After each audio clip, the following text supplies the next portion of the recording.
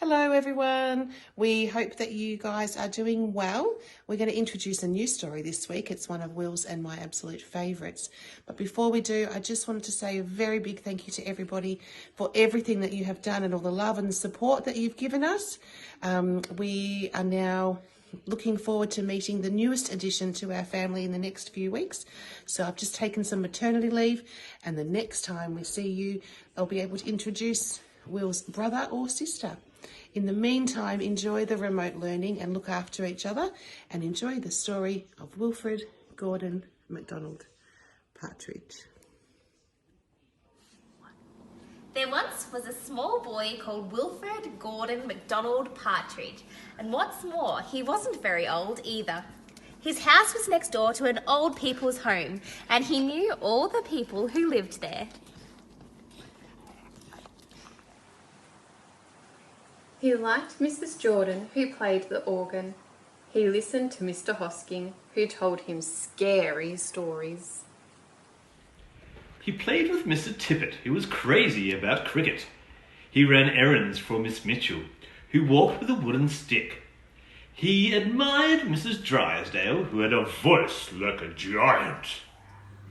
But his favourite person of all was Miss Nancy Allison Delacourt Cooper, because she had 4 names just as he did. He called her Miss Nancy and told her all his secrets. One day Wilfrid Gordon heard his mother and father talking about Miss Nancy. "Poor old thing," said his mother. "Why is she a poor old thing?" asked Wilfrid Gordon. "Because she's lost her memory," said his father. "It isn't surprising," said his mother. "After all, she is 96. "What's a memory?" asked Wilfrid Gordon. He was always asking questions. "It is something you remember," said his father. But Wilfrid Gordon wanted to know more, so he called on Mrs. Jordan, who played the organ. "What's a memory?" he asked.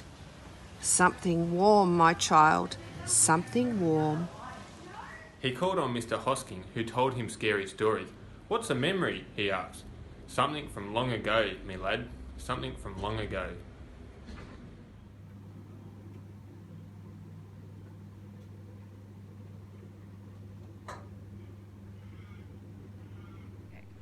He called on Mr. Tippet, who was crazy about cricket. "What's a memory?" he asked. "Something that makes you cry, my boy, something that makes you cry." He called on Miss Mitchell, who walked with a wooden stick. "What's a memory?" he asked. "Something that makes you laugh, my darling, something that makes you laugh." He called on Mr. Drysdale, who had a voice like a giant. "What's a memory?" he asked. "Something as precious as gold, young man, something as precious as gold." So Wilfrid Gordon went home again to look for memories for Miss Nancy, because she had lost her own. He looked for the shoebox of shells he had found long ago last summer and put them gently in a basket. He found the puppet on strings, which always made everyone laugh, and he put that in the basket too. He remembered with sadness the medal which his grandfather had given him, and he placed it gently next to his shells. Next he found a football which was as precious as gold. And last of all, on his way to Miss Nancy's, he went into the hen house and took a fresh, warm egg from under a hen. She held the warm egg and told Wilfrid Gordon about the tiny speckled blue eggs she'd once found in a bird's nest in her aunt's garden. She put a shell to her ear and remembered going to a beach by tram long ago and how hot she had felt in her button-up boots.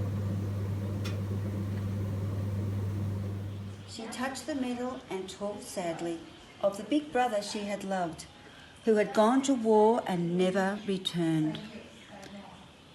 She smiled at the puppet on the strings and remembered the one she'd shown to her sister, and how she'd laughed with a mouthful of porridge. Announced the football to Wilfrid Gordon and remembered the day she had met him and all the secrets they had told. And the two of them smiled and smiled, because Miss Nancy's memory had been found again by a small boy who wasn't very old either.